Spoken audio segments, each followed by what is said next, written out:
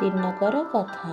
ଗୋଟିଏ କୁକୁର ଗୋଟିଏ ସୁନ୍ଦର ହାଡ଼ଟିଏ, ରସାଳ ହାଡ଼ଟିଏ ନିଜ ପାଟିରେ ଧରି ଚାଲୁଥାଏ।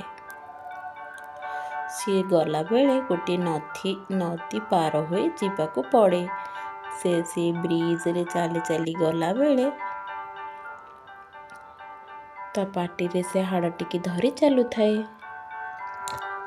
ସିଏ ଯେତେବେଳେ ବ୍ରିଜରେ ଯାଇ ନଦୀ ପାର ହେଉଥିଲା, ସେତେବେଳେ ସିଏ ତାର ଛାଇଟାକୁ ପାଣିରେ ଦେଖିଲା। ସିଏ ତାର ଛାଇ ବୋଲି ନ ଜାଣିପାରି ସିଏ ଭାବିଲା କି ତାଠାରୁ ଆହୁରି ଗୋଟେ ବଡ଼ ହାଡ଼ଟିଏ ସେ ପାଣି ଭିତରେ ଥିବା କୁକୁରଟି ଧରିଛି।